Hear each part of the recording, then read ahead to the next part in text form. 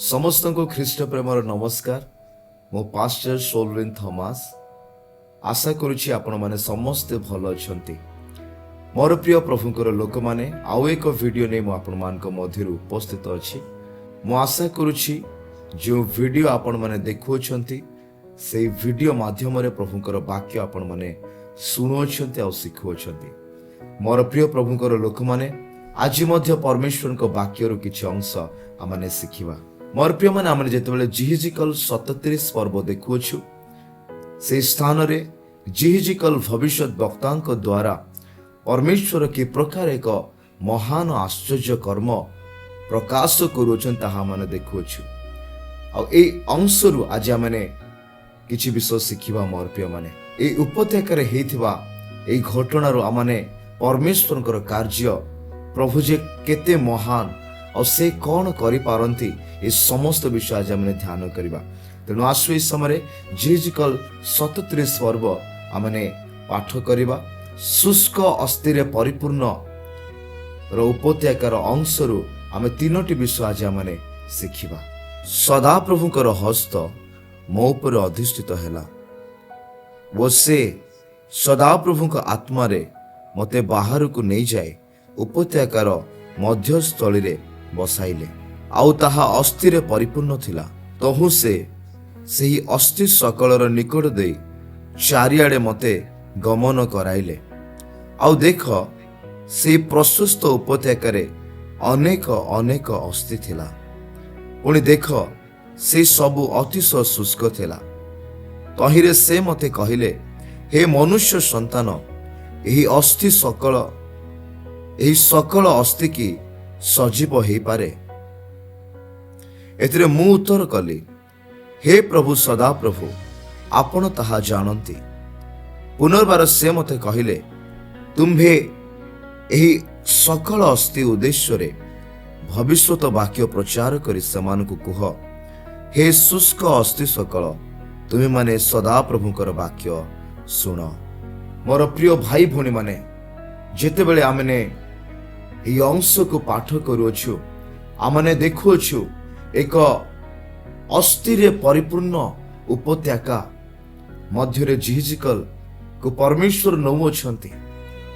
ଆଉ ପରମେଶ୍ୱର ଏକ ପ୍ରଶ୍ନ ପଚାରୁଛନ୍ତି ଯେ ଏହି ଅସ୍ଥି ସକଳ କି ପୁନର୍ବାର ଜୀବିତ ହେଇପାରିବ।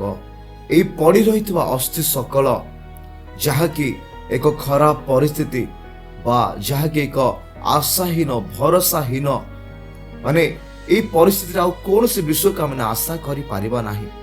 ए प्रकार एक परिस्थिति मध्य रे परमेश्वरकर महान आश्चर्य कार्य को आमने देखि पारुछु। मोर प्रिय माने आज एही अंश रे आमे तीनोटी विषय सिखिबा जहा आमानकर जीवन मध्य रे निश्चय आवश्यक अटे। आज तीनोटी विषय प्रभु आमान को ए वाक्य मध्य कथा कहया पे चाहंती। तेणु मु अनुरोध करे ए वीडियो को आपण माने शेष पर्यंत देखंतु। प्रभुकर आत्मा आपन को कथा कहया पे चाहउछंती। मोर प्रिय भाई भौणी माने प्रथम विषय माने सिखिबा परमेश्वरकर वाक्य मृत थिबा विषय गुडी को जीवन प्रदान करे। हालेलुया। मोर प्रिय माने आमान को जीवन आज ए प्रकार परिस्थिति अछि, ए प्रकार समस्या अछि बा ए प्रकार रोग अछि जो समस्त विषय आज आमर विश्वास को मारी देछि, आमानकर भरोसा को मारी देछि।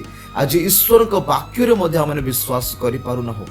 अनेक समय आमे प्रार्थना करिवा पय मध्य इच्छा करन थाओ कारण एही प्रकार परिस्थिति मृत प्राय हेइ थाए। मोर प्रिय माने आ आज आमने सिखिबा जे मृत थिबा विषय सबरे मध्य परमेश्वर पुनर्बार जीवन देई पारंती कारण जीवन ताहांक ठारे अछि। मोर प्रिय माने आज जे कोनोसी परिस्थिति मध्य आपण थांतु ना काहेकि परमेश्वर आपणकर से मृत प्राय परिस्थिति मध्य रे जीवन को पठेवा पे जाउछंती। तेणु केबे भी आमे निराश ही पारिबा ना, आमे केबे निराश ही कि जीवन काटी पारिबा नाही, आमे केबे हताश ही कि जीवन काटी पारिबा नाही कारण परमेश्वर समस्त खराब परिस्थिति को पुनर्जीवित करि पारंती। मोर प्रिय माने से महान आश्चर्य कर्म करिवार परमेश्वर अटंती। जदि आमे एब्री 4 पर्व तार 12 पद का माने देखु ईश्वर वाक्य विषय लिखा जाए आजिकल को परमेश्वर गोटे विषय कहले जे ए मृत अस्थि सकल को तुम्हें भविष्यत वाक्य प्रचार कर। ईश्वर वाक्य कौन ताहा भल भाव एवरी 4 पर्व तार 12 पदर आम देखिपुँ मो प्रिय माने एठे प्रकार लिखा जाए ईश्वर वाक्य जीवंत वो कार्य साधक पुणी 2 धार खड्ग ठारू तीक्ष्णतर आउ प्राण वो आत्मा ग्रंथि वो मजार विच्छेद पर्यंत परिभेदक एवं हृदयर चिंता वो भावर सूक्ष्म विचारक अटे। मोर प्रिय माने परमेश्वर को वाक्य द्वारा आम पढ़ुचु आम प्रथम गोटे विषय को बुझी पारुछु ईश्वर वाक्य जीवंत एवं कार्य साधक अटे। हालेलुया। ईश्वर वाक्य जीवंत अटे।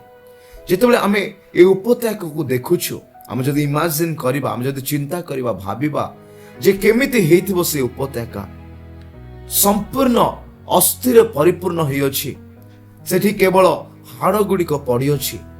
निश्चय गोटे जीवन से जगह थिला किंतु वर्तमान से जीवन से स्थान रे नाही कोनोसी मूवमेंट नाही ना जीवन सेठी अछि ना चल प्रचल कोनोसी हाड़ ही पारुछि ना सेठी माने कोनोसी आशा को देखि पारुछि मोर प्रिय माने।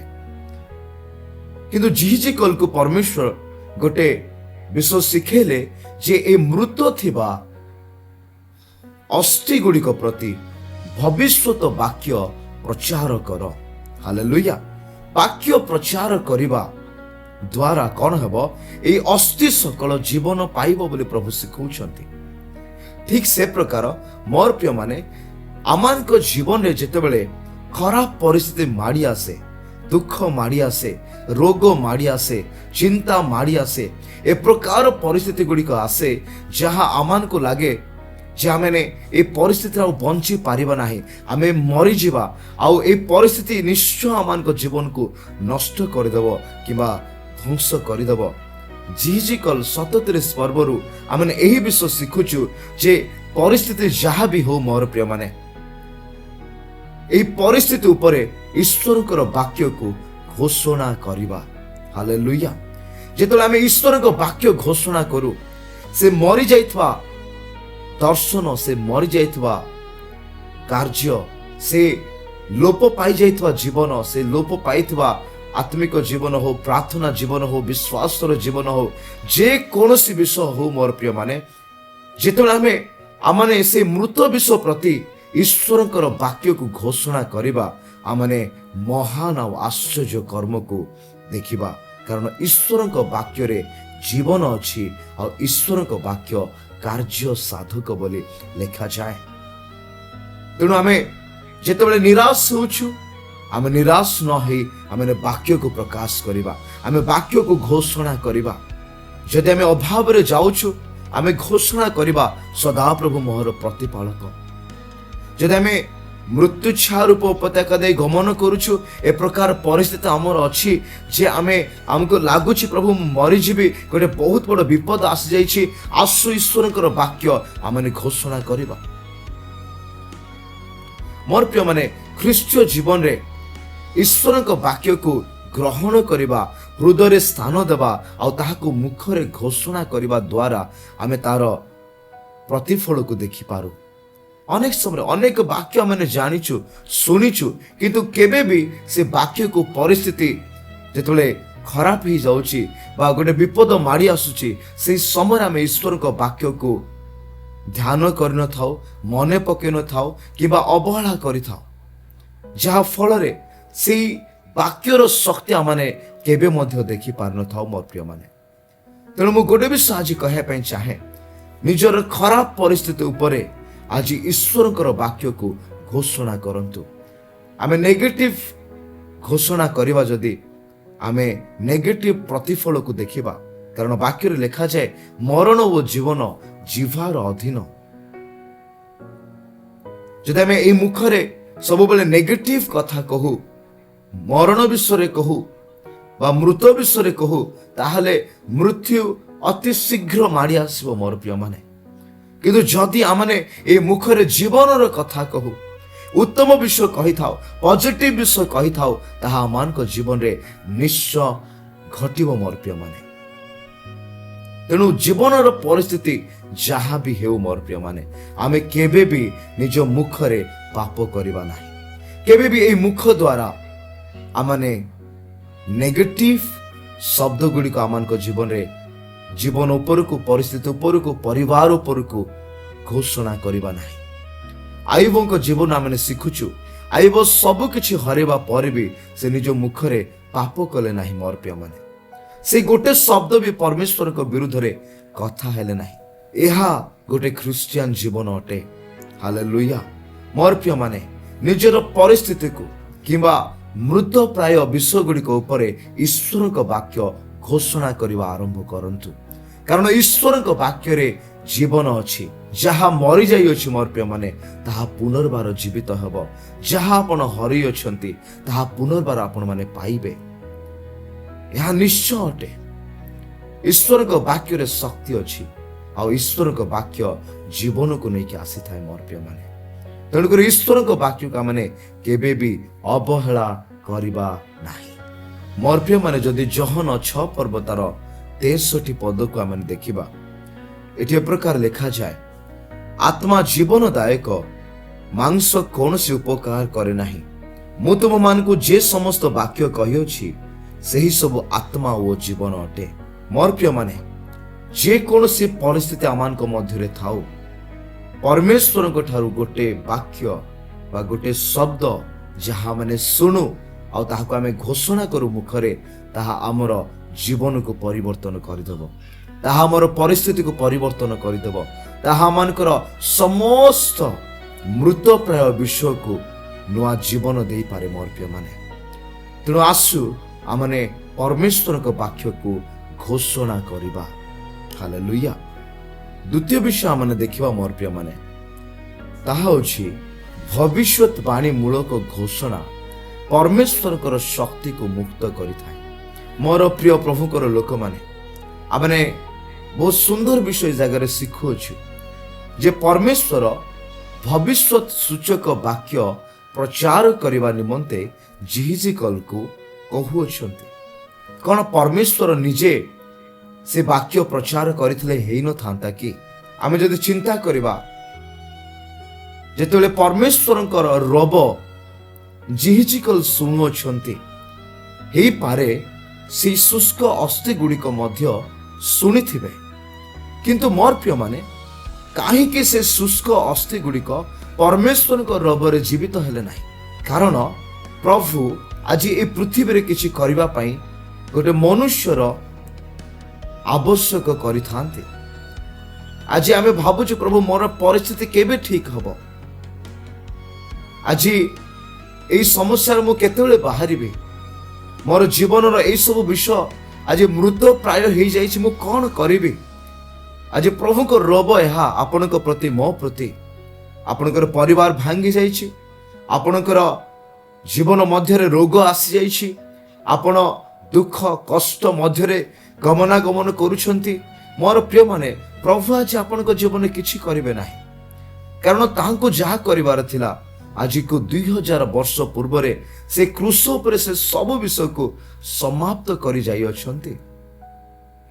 ଆଜି ଯଦି ଆମମାନଙ୍କୁ ଶାନ୍ତି ଦରକାର, ଆଜି ଯଦି ଆମମାନଙ୍କୁ ପରିତ୍ରାଣ ଦରକାର, ଆଜି ଯଦି ଆମମାନଙ୍କୁ ସୁସ୍ଥତା ଦରକାର, ଆଜି ଯଦି ଆମମାନଙ୍କୁ ଉତ୍ତମ ବିଷୟ ଦରକାର, ତାହେଲେ କେବଳ କ୍ରୁଶରେ କରାଯାଇଥିବା ସେ ବିଷୟକୁ ଆମମାନଙ୍କ ଜୀବନରେ ବିଶ୍ୱାସରେ ଗ୍ରହଣ କରିବାର ଆବଶ୍ୟକ ଅଛି ମୋର ପ୍ରିୟମାନେ। ଆଉ ଗ୍ରହଣ କରିକି ମୁଖରେ ସ୍ୱୀକାର କରିବା ଦ୍ୱାରା ଆମ ଜୀବନରେ ସେ ବିଷୟକୁ ଆମେ ଦେଖିପାରିବା, ତାର ପ୍ରତିଫଳକୁ ଆମେ ଦେଖିପାରିବା। ଏ ଦ୍ୱିତୀୟ ପଏଣ୍ଟ ଆମମାନଙ୍କୁ ଏହା ଶିଖାଏ ଯେ ଆମମାନଙ୍କର ପରିସ୍ଥିତି ବିରୁଦ୍ଧରେ ଆମମାନଙ୍କୁ ଆଜି ମୁଖ ଖୋଲିବାର ଆବଶ୍ୟକ ଅଛି। ବିଶ୍ୱାସ ଓ କର୍ମ ବିନା ମୃତ ବୋଲି ଲେଖାଯାଏ ମୋର ପ୍ରିୟମାନେ। ଆମେ ବିଶ୍ୱାସ କରୁଛୁ ସତ, କିନ୍ତୁ ତାକୁ ମୁଖରେ ସ୍ୱୀକାର କରୁନାହୁଁ। ତ ପ୍ରାକ୍ଟିକାଲି ଆମେ କେମିତି ଆଜି ସୁସ୍ଥତା ପାଇବା ବା ଶାନ୍ତି ପାଇବା ବା ଆନନ୍ଦ ପାଇବା, ଖରାପ ପରିସ୍ଥିତି ମଧ୍ୟରେ ପରମେଶ୍ୱରଙ୍କର ରାଜ୍ୟକୁ କି ପ୍ରକାର ଆମେ ଅନୁଭବ କରିବା? ସେଥିପାଇଁ ଆମମାନଙ୍କର ମୁଖକୁ ଖୋଲିବାକୁ ପଡ଼ିବ ମୋର ପ୍ରିୟମାନେ। ଶୈତାନ ଯେଉଁ ସମସ୍ତ ଏରିଆରେ ଆମମାନଙ୍କ ଜୀବନ ମଧ୍ୟରେ କାର୍ଯ୍ୟ କରିଛି, ଆମମାନଙ୍କର ଶାନ୍ତିକୁ ଚୋରି କରିଛି, आमानक जीवन वाक्य को चोरी करिछि, आमानकर परिवार को चोरी करिछि, आमानकर जीवन मध्य अशांति को नहीं आसी अछि। मोर प्रिय माने शैतान विरुद्ध आमान को स्वर उठेबार आवश्यक अछि। बाइबल लिखा जाए याकूब 4 पर्व तार 7 पदरे शैतान को प्रतिबाधा कर कहिरे से तुम मान को निकट पलायन करिवो बोली लिखा जाए। ए घोषणा करिवार अर्थ कौन? शैतान आज जो समस्त विषय आमानकर जीवन उपर अधिकार करिके बसी अछि, आमे घोषणा करिवा द्वारा ईश्वर को वाक्य को घोषणा करिवा द्वारा से समस्त विषय आमने पुनर्बार फेरी पाइबा। मोर प्रिय माने आज अनेक समय आमे प्रभुकर दास मान को अपेक्षा करिछु, अभिषिक्त लोक मान को अपेक्षा करिछु, किए मो पे प्रार्थना करिवो, किए मो पे कांदिबो, किए मो पे उपवास करिवो। किंतु चाबिकाठी प्रभु प्रत्येक व्यक्ति को देई अछते। मोर प्रिय माने से चाबिकाठी होछि यीशु नामर अधिकार। से अधिकार आमने समस्ते पाइ अछु, किंतु ईश्वर को वाक्य का माने कार्यकारी करूना हो, तेणु आमने कौन से प्रतिफल आमान को जीवन में देखी पार न था। तेणु आमे कौन करिबा? मार्क 11 तार 23 और 24 को पढ़िबा, सेठी प्रभु यीशु कहउछन्ते ए पर्वत को कुह, ए पर्वत उठिबो आउ जाई समुद्र रे पड़िबो। तार अर्थ कौन? प्रभु आमान को कहिबा सिखौछन्ते। परिस्थिति को देखिकी मुखरे भविष्यत सूचक वाक्य को घोषणा करिबा प्रभु आमान को सिखौछन्ते। मोर प्रिय माने ए जीवन आमानकर परमेश्वरकर अटे। ए मुखरे स्वीकार करिबा, मुखरे घोषणा करिबा द्वारा पर्वत गुड़िक मध्य हटि जाई पारे। मोर प्रिय माने तेणुक आज आम पाखरे जो विश्वास अच्छे से विश्वास को आमे व्यवहार करिबा, आमे व्यवहार करिबा से विश्वास को। आमानकर जीवन समस्त परिस्थिति जहा आज पहाड़ सदृश ठिया हुई अछि, यीशु का नाम रे से समस्त पहाड़ को हटेबा। मोर प्रिय माने जिसा 55 तार 11 पदरे ईश्वर का वाक्य विषय लिखा जाए। आमने पढ़िबा, आंभ मुखरु निर्गत वाक्य सेपरी हेब, ताहा निष्फल होई आंभ निकट को फेरी आसीबो नाही। मात्र आंभे जहा इच्छा करू ताहा सिद्ध करिबो, ओ जो कार्य पय आंभे प्रेरण करू तहिरे कृतार्थ हेब। ईश्वर को वाक्य केबे निष्फल है कि फेरी आसीबो नाही, कारण परमेश्वर को वाक्य मध्यरे जीवन अछि, शक्ति अछि, सामर्थ्य अछि। परमेश्वर को वाक्य कार्य करिथाए, ताहा आमानकर अस्त्र अटे। मोर प्रिय माने ईश्वर को वाक्य आपणकर मोर खड्ग अटे। यदि आमे वाक्य को व्यवहार करिबा नाही बा युद्ध मध्यरे यदि आमे खड्ग को व्यवहार करिबा नाही, ताले कि प्रकार आमे युद्ध को जीतिबा? आमे भाबुछु प्रभु तुमे मो पई युद्ध कर, मो पई लढी दियो, किंतु मोर प्रिय माने नूतन नियम रे प्रभु आमान को भिन्न विषय सिखौछंती। यदि एफिसियो आमने 6 पर्व तार 11 पद को देखिबा, सेठी लिखा जाए जेपरि आमे शैतान विरुद्ध रे ठिया ही पारिबा, दंडामान होई पारिबा, तेणु ईश्वर दत्त समस्त सजा परिधान कर बोली लिखा अछि। यह आमर दायित्व। मोर प्रिय माने जे आमने ईश्वर दत्त समस्त सजा को परिधान करिछु कि नाही। आज आमे आशा करूछु प्रभु मते केबे तुमे उद्धार करिवो, एई समस्या रो, एई परिस्थिति रो, एई दुख रो, एई संकट रो मते केबे उद्धार करिवो। किंतु मोर प्रिय माने जानिछंती से उद्धार करि सारिछंती। से क्रूसरे समस्त कार्य को समाप्त करि सारिछंती, किंतु ताहा आमान को जीवन आमे काहे के देखि पारु नाहु, कारण से करिथबा विषय को आमने मुखरे स्वीकार करू नाहु। जेतले आमे से समाप्त होइथबा कार्य को मुखरे स्वीकार करिबा पे आरंभ करिबा, से शक्ति का माने देखिबा, तार प्रतिफल का माने देखिबा। मोर प्रिय माने ईश्वर को वाक्य केबे निष्फल होई फेरिबो नाही। आपण जीवन रो जे कोनोसे परिस्थिति को आज आंगुठी उठांतु, आज आंठू पातंतु, आज कहतु से परिस्थिति विरुद्ध रे ईश्वर को वाक्य को प्रचार करंतु, देखिबे मोर प्रिय माने से परिस्थिति आपण मान को जीवन मध्य रे केबे भी स्थिर होई रही पारिबो नाही। दिने ना दिने से परिस्थिति को आपण को जीवन रो हटिबा को पड़िबो ही पड़िबो। तेणु मोर प्रिय माने आज आमे जहा शिखुछु, आम मुखरे ईश्वर को वाक्य को स्वीकार करिवार आवश्यक अछि, घोषणा करिवार आवश्यक अछि। देखिबे आपनक जीवन परिस्थिति गुड़िक कि प्रकार परिवर्तन होउछि, प्रभु आपनक जीवन कि प्रकार कार्य करूछंती। परमेश्वर को दृष्टि रे कौनसी परिस्थिति प्रकार नाही जहाकु से पुनर्बार जीवंत करि पारिबे नाही।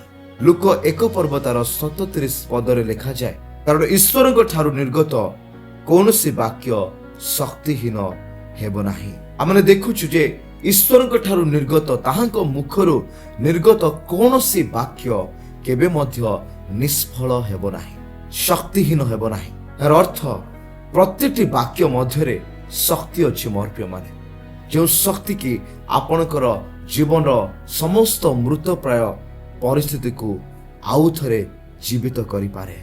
प्राय समय मु ए प्रकार प्रार्थना अनुरोध पाए जे मु प्रभु पई बंचुथिली, वर्तमान दिन गुड़िकरे मोर सेवा कार्य बंद हो जाइछि, मु परमेश्वर को पई बंची पारु नाही, मोर दर्शन मृत हो जाइछि, मोर सेवा कार्य मृत हो जाइछि, मोर भविष्यतर समस्त आशा मृत प्राय मते देखा जाउछि।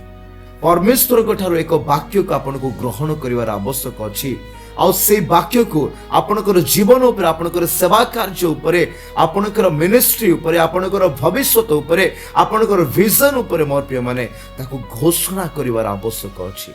ए प्रकार कौन सी परिस्थिति नाही जो परिस्थिति की ईश्वर को सम्मुख रे जीवित हो पारिबो नाही। ए प्रकार कौन सी परिस्थिति नाही जो परिस्थिति को पुनर्बार परमेश्वर जीवित करि पारिबे नाही। मोर प्रिय माने ताहांकर वाक्य रे जो शक्ति अछि, से शक्ति सबु परिस्थिति को पुनर्स्थापन करिबा पई, पुनर्गठन करिबा पई, नूतन भावरे पुनर्बार आरंभ करिबा पई सक्षम अटे। मोर प्रिय माने मनुष्य दृष्टि रे जहा लागि थाए जे सबु समाप्त हो गला, मोर प्रिय माने परमेश्वर को दृष्टि रे ताहा एक नूतन आरंभ अटे। जेतले ईश्वर को वाक्य आमे घोषणा करू, आपण निज जीवन मध्यरे एक नूतन आरंभ को घोषणा करूछंती, प्रभुकर महिमा को आपण घोषणा करूछंती। देखंतु से परिस्थिति केबे समान रहिबो नाही, देखंतु से रोग केबे मध्य आपण को शरीर आउ रही पारिबो नाही, देखंतु से भंगा जाइथवा विषय पुनर्बार गठन हेबा पय जाउछि, कारण ईश्वरकर वाक्य रे शक्ति अछि, और सेही वाक्य केबे शक्तिहीन है निष्फल है फेरिबो नाही। मोर प्रिय माने जेतला हमें देखुछु जिजिकल 37 तार 10 पद को, जेतबेले जिजिकल एई अस्थि गुड़िक उपरे भविष्यत वाक्य घोषणा करूछंती, से अस्थि गुड़िक छिन्न भिन्न हेकि थिला, आउ ताहा जोड़ी हेबा पय आरंभ होउछि। जोड़ी हेबा परे से अस्थि गुड़िक उपरे मांस बढ़िबा आरंभ करुछि, सिरा प्रसिरा बढ़िबा आरंभ करुछि, रक्त बढ़िबा आरंभ करुछि, स्किन हेबा आरंभ करुछि, आ ताहा एक शरीर रे परिणत होउछि। मोर प्रिय माने ठीक से प्रकार प्रभु आपणकर से मृत प्राय आत्मिक जीवन को आउ थरे रिवाइव करि पारंती, उद्दीपना करि पारंती। मोर प्रिय माने आपणकर मिनिस्ट्री को से उद्दीपना करि पारंती, आपणकर चर्च को से उद्दीपना करि पारंती, आपणकर विश्वास को से मृत हो जाइथवा विश्वास को मध्य से उद्दीपना करि पारंती। ताहां कोठारे कोनोसी विषय असंभव नुहे। मोर प्रिय माने आज जे कोनोसी परिस्थिति आपणक जीवन मध्य अछि, मोर प्रिय माने विश्वास करंतु प्रभु आपणक जीवन रे एक महान आरंभ करिवा पय जाउछंती। आज थारु प्रार्थना करंतु, घोषणा करंतु, जहा आपणकर चक्षु देखुछि ताहा विरुद्ध रे आपण कथा आरंभ करंतु। जदि शैतान आपनको दुख देछि, आपण कहबा आरंभ करंतु मोर प्रभु मते आनंद दैछंती। शैतान जदि आपनको रोग देछि, आपण कहबा आरंभ करंतु मोर परमेश्वर मते सुस्थता दैछंती। शैतान जदि आपनको आज बंधन भीतर रखि अछि, आपण कहबा आरंभ करंतु मोर परमेश्वर ए बंधन मध्य मते रक्षा करियछंती। जदि आपनको शैतान आज विनाश आडको नेउछि, आपण जानि पारुछंती, आपण कहतु मोर प्रिय माने जे मोर परमेश्वर ए विनाशर मते उद्धार करूछंती। जदि आपनको परिवार कोनोसी व्यक्ति निशारे बा पापरे आज बुड़ी जाई अछि, आपण घोषणा करबा आरंभ करंतु जे मोर स्वामी पुनर्बार से फेरी आसी अछंती। এই নিଶା ତାହାଙ୍କୁ ଅଧିକାର କରି ରଖିପାରିବ ନାହିଁ। ମୋର ପ୍ରଭୁ ତାହାଙ୍କୁ ମୁକ୍ତ କରିଅଛନ୍ତି। ଯଦି ଆପଣଙ୍କର ପିଲା ଛୁଆ ଅବାଟରେ ଯାଇଅଛନ୍ତି, ଆପଣ ଘୋଷଣା କରନ୍ତୁ ମୋର ପ୍ରିୟମାନେ। ପ୍ରତିଦିନ ଘୋଷଣା କରନ୍ତୁ। କେତେ ଥର ଆପଣ ଘୋଷଣା କରିବେ? ଯେଉଁ ପର୍ଯ୍ୟନ୍ତ ଆପଣଙ୍କ ଜୀବନରେ ତାର ଉତ୍ତରକୁ ଦେଖି ନାହାନ୍ତି, ସେହି ପର୍ଯ୍ୟନ୍ତ ଘୋଷଣା କରନ୍ତୁ ମୋର ପ୍ରିୟମାନେ। କାରଣ ଈଶ୍ୱରଙ୍କ ବାକ୍ୟରେ ଶକ୍ତି ଅଛି। ଆମେ ଯାହା ତାହାଙ୍କଠାରେ ବିଶ୍ୱାସ କରୁଛୁ ଆଉ ଏ ମୁଖରେ ଘୋଷଣା କରୁଛୁ, ତାହା ଆମମାନଙ୍କ ଜୀବନରେ ମହାନ ଓ ଆଶ୍ଚର୍ଯ୍ୟ କର୍ମ କରିବା ପାଇଁ ଯାଉଅଛି। ମୋର ପ୍ରିୟମାନେ, ଯେତେବେଳେ ଏହି ବାକ୍ୟକୁ ଆପଣ ବୁଝିଯିବେ ଯେ ଆପଣଙ୍କର ଏକ ଦାୟିତ୍ୱ ରହିଅଛି, ପ୍ରଭୁ ସେ ଆପଣା କାର୍ଯ୍ୟ କରି ସାରିଅଛନ୍ତି, ବର୍ତ୍ତମାନ ଆମମାନଙ୍କ ଠାରୁ ସେ କିଛି ବିଷୟ ଚାହୁଁଅଛନ୍ତି। ଆଉ ସେ ବିଷୟ କ'ଣ? ଆମମାନେ ସୁସଜ୍ଜିତ ହେବା, ଆମମାନେ ଈଶ୍ୱର ଦତ୍ତ ସମସ୍ତ ସଜାରେ ନିଜକୁ ସୁସଜ୍ଜିତ କରି ଶୈତାନ ବିରୁଦ୍ଧରେ ଠିଆ ହେବା ଆଉ ଶୈତାନର କାର୍ଯ୍ୟ ଗୁଡ଼ିକ ନଷ୍ଟ କରିବା, ଏହା ପରମେଶ୍ୱର ଚାହାନ୍ତି ମୋର ପ୍ରିୟମାନେ। ଜିହିଜିକଲ ସେଦିନ ପରମେଶ୍ୱରଙ୍କର ଆଶ୍ଚର୍ଯ୍ୟ କର୍ମକୁ ଦେଖିଲେ। କିଛି ବିଷୟ ମାନେ ଶିଖିଲେ ଯେ ପ୍ରଥମେ ଆମମାନଙ୍କୁ ପରମେଶ୍ୱରଙ୍କ ରବକୁ ଶୁଣିବାର ଆବଶ୍ୟକ ଅଛି, ପ୍ରଭୁଙ୍କର ବାକ୍ୟକୁ ଧ୍ୟାନ ଦେବାର ଆବଶ୍ୟକ ଅଛି। କାରଣ ସେ ଯାହା କହୁଅଛନ୍ତି ସେଥିରେ ଜୀବନ ଅଛି। ଯେଉଁ ବାକ୍ୟ ତାହାଙ୍କ ଠାରୁ ନିର୍ଗତ ହୋଇଅଛି ତାହା କେବେ ବି ନିଷ୍ଫଳ ହେବ ନାହିଁ ବା ଶକ୍ତିହୀନ ହେବ ନାହିଁ। ଯେତେବେଳେ ଆମେ ସେଇ ବାକ୍ୟକୁ ବିଶ୍ୱାସ କରୁ ଆଉ ତାହାକୁ ଆମେ ମୁଖରେ ଘୋଷଣା କରୁ, ସେଇ ବାକ୍ୟ ଆମମାନଙ୍କ ଜୀବନ ମଧ୍ୟରେ ମହାନ ଓ ଆଶ୍ଚର୍ଯ୍ୟ କର୍ମକୁ କରିଥାଏ ମୋର ପ୍ରିୟମାନେ। ଏ ତିନୋଟି ବିଷୟକୁ ଆଜି ନିଜ ଜୀବନରେ ଆଜି ଚିନ୍ତା କରନ୍ତୁ।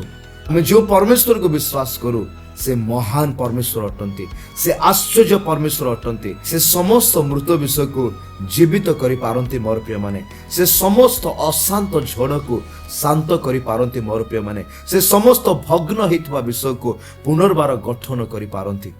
ତେଣୁ ଆସୁ ଆମେ ଆମ ମୁଖରେ ଈଶ୍ୱରଙ୍କ ବାକ୍ୟକୁ ଘୋଷଣା କରିବାର ବ୍ୟକ୍ତି ହେବା। ଆମେ ଜୀବନକୁ ଘୋଷଣା କରିବା ଆଉ ଆମେ ଜୀବନକୁ ଦେଖିବା ମୋର ପ୍ରିୟମାନେ। ଆସୁ ଏହି ସମୟରେ ଆମେ ପ୍ରାର୍ଥନା କରିବା। ପବିତ୍ର ଧର୍ମମୟ ସ୍ୱର୍ଗୀୟ ପରମେଶ୍ୱର ପିତା, ରାଜା ମାନଙ୍କ ରାଜା, ପ୍ରଭୁ ମାନଙ୍କର ପ୍ରଭୁ, ଆଜି ଆମେ ପ୍ରାର୍ଥନା କରୁଛୁ ବାପା, ତୁମ ବାକ୍ୟରୁ ଆଜି ଆମେ ଶିଖିଅଛୁ ପ୍ରଭୁ ଯେ ଆମମାନଙ୍କର ମୁଖକୁ ଆମେ ତୁମର ବାକ୍ୟରେ ପରିପୂର୍ଣ୍ଣ କରିବାର ଆବଶ୍ୟକ ଅଛି। ଆମମାନଙ୍କର ମୁଖକୁ ପ୍ରଭୁ ସେ ବାକ୍ୟରେ ଘୋଷଣା କରିବାର ଆବଶ୍ୟକ ଅଛି। ଯେତେବେଳେ ଆମେ ଘୋଷଣା କରିଥାଉ, ଯେତେବେଳେ ଆମେ ମୁଖ ଖୋଲିଥାଉ, ଶୈତାନର କାର୍ଯ୍ୟ ଗୁଡ଼ିକ ନଷ୍ଟ ହେଇଥାଏ, ଶୈତାନର ଯୋଜନା ଗୁଡ଼ିକ ନଷ୍ଟ ହେଇଥାଏ, ଶୈତାନର ଦୁର୍ଗ ଗୁଡ଼ିକ ଭାଙ୍ଗିଥାଏ। ପ୍ରଭୁ, ଯାହା ଆମମାନଙ୍କ ଜୀବନରେ ଶୈତାନ କରିଅଛି, ଯାହା ଘଟି ସାରିଅଛି, ତାକୁ ମଧ୍ୟ ପିତା ତୁମେ ପୁନର୍ବାର ଏକ ନୂଆ ଜୀବନ ଦେଇପାର। ଯାହା ଚୋରି ହେଇଯାଇଛି ପ୍ରଭୁ, ତାକୁ ପୁନର୍ବାର ଆମେ ପାଇପାରିଥାଉ ପିତା। ଯାହା ନଷ୍ଟ ହେଇଯାଇଛି ତାକୁ ଆଉ ଥରେ ପାଇବାର ସୁଯୋଗ ତୁମେ ଦେଇପାର ପରମେଶ୍ୱର ପିତା। ଆଜି ମୋର ପ୍ରିୟ ଭାଇ ଭଉଣୀ ମାନେ, ସେମାନେ ଯାହା ହରେଇ ଅଛନ୍ତି, ଯେଉଁ ଦୁଃଖ ମଧ୍ୟରେ ଆଜି ବୁଡି ଯାଇଛନ୍ତି, ପରିବାର ମଧ୍ୟରେ ଆଜି ଅଶାନ୍ତି ମାଡ଼ି ଆସିଛି ପ୍ରଭୁ, ଆତ୍ମିକ ଜୀବନ ନଷ୍ଟ ହେଇଯାଇଛି, ମଣ୍ଡଳୀ ନଷ୍ଟ ହେଇଯାଇଛି, ବିଶ୍ୱାସ ନଷ୍ଟ ହେଇଯାଇଛି, ମୃତ ପ୍ରାୟ ସେବା କାର୍ଯ୍ୟ ହେଇଯାଇଛି ପିତା। ଆଜି ଯୀଶୁଙ୍କ ନାମରେ ଆମେ ଘୋଷଣା କରୁଛୁ, ତୁମେ ମହାନ ଓ ଆଶ୍ଚର୍ଯ୍ୟ କର୍ମ ଆଜି ତୁମେ କରିବା ପାଇଁ ଯାଉଅଛ। ଏହି ସମୟରେ ପ୍ରଭୁ ମୁଁ ଘୋଷଣା କରୁଛି, ସେମାନଙ୍କର ପରିସ୍ଥିତି ଗୁଡ଼ିକ ଯୀଶୁଙ୍କ ନାମରେ ବଦଳି ଯାଉ ପରମେଶ୍ୱର ପିତା। ତୁମର ମହିମା, ତୁମର ଆଶ୍ଚର୍ଯ୍ୟ କର୍ମ ସେମାନେ ଦେଖନ୍ତୁ ପ୍ରଭୁ। ଯୀଶୁଙ୍କ ନାମରେ ତୁମେ ଅଧିକାର କର ପବିତ୍ର ଆତ୍ମା। ଆଜିର ଏହି ବାକ୍ୟ ପ୍ରଭୁ ଅନେକଙ୍କ ଜୀବନ ମଧ୍ୟରେ ମହାନ ଆଶ୍ଚର୍ଯ୍ୟ କର୍ମକୁ କରୁ ବାପା। ଏକ ପରିବର୍ତ୍ତନକୁ ନେଇକି ଆସୁ, ଏକ ମହାନ ଆଶ୍ଚର୍ଯ୍ୟ କର୍ମକୁ ଆମେ ଆଶା କରୁଛୁ ବାପା। ଯୀଶୁଙ୍କ ନାମରେ ତାହା ତୁମେ କରିବ ଆଉ ତୁମେ କରିଅଛ ବୋଲି ଆମେ ବିଶ୍ୱାସ କରି ପିତା, ଏହି ପ୍ରାର୍ଥନା ପ୍ରିୟ ପ୍ରଭୁ ଯୀଶୁଙ୍କ ନାମରେ ମାଗୁଛୁ। ଆମେନ୍, ଆମେନ୍, ଆମେନ୍।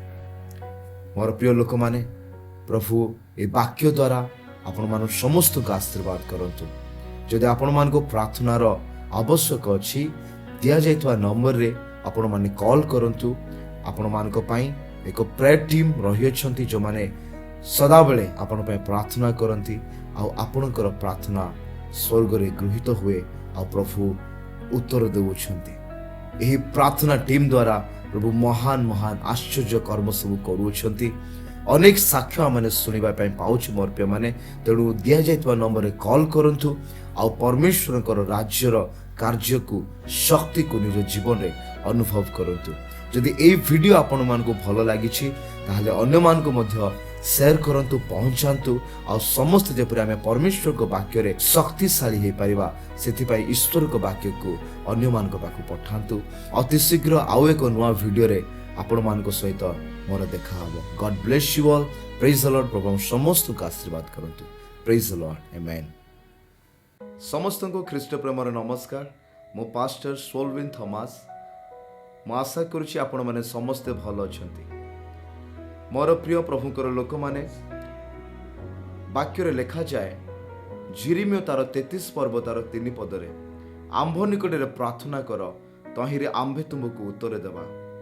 ପୁଣି ତୁମର ଅଜ୍ଞାତ ମହତ ଓ ଦୁଷ୍କର ବିଷୟମାନ ଆମ୍ଭେ ତୁମକୁ ଦେଖାଇବା। ମୋର ପ୍ରିୟମାନେ, ଅନେକ ସମୟରେ ଆମେ ପ୍ରାର୍ଥନା ଠାରୁ ନିଜକୁ ଦୂରରେ ରଖିଥାଉ। ଫଳରେ ଅନେକ ସମୟରେ ପରମେଶ୍ୱରଙ୍କର ଇଚ୍ଛା ଆଉ ଯୋଜନା ଆମମାନଙ୍କ ଜୀବନରେ ଆମେ ପାଇପାରିନଥାଉ ବା ଜାଣିପାରିନଥାଉ। ମୋର ପ୍ରିୟମାନେ, ପ୍ରାର୍ଥନା କରିବା ଦ୍ୱାରା ଆମେ ପରମେଶ୍ୱରଙ୍କ ସହିତ ଏକ ନୂତନ ସମ୍ପର୍କରେ ଯୋଡ଼ି ହୋଇଥାଉ। ପ୍ରାର୍ଥନା ପରମେଶ୍ୱରଙ୍କ ସହିତ ଆମମାନଙ୍କୁ ଯୋଡ଼ିଥାଏ। ଆମେ ପରମେଶ୍ୱରଙ୍କ ସହିତ କଥୋପକଥନ କରିଥାଉ। ମୋର ପ୍ରିୟମାନେ, ଆଜି ଆପଣମାନଙ୍କ ପାଇଁ ଏକ ଗୁଡ୍ ନ୍ୟୁଜ୍କୁ ନେଇକି ମୁଁ ଆସିଅଛି।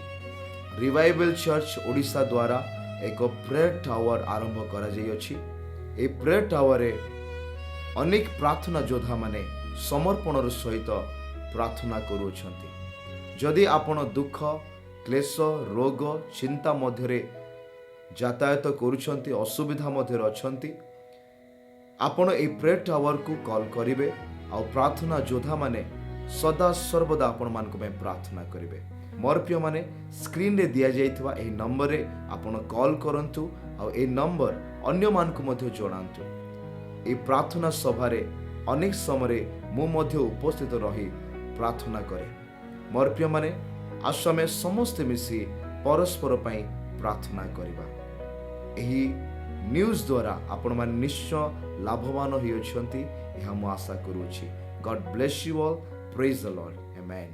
Pastor Solwyn Thomas is a passionate servant of God with a heart for revival, worship, and the Word of God. Through his ministry, many lives are being touched by the power and love of Jesus Christ. His messages carry encouragement, faith, and the fire of the Holy Spirit, inspiring people to draw closer to God. He is dedicated to preaching the gospel with boldness and truth, especially to the younger generation, reminding them that their lives have a divine purpose in Christ. His ministry reflects compassion, humility, and a deep desire to see people transformed by God's presence.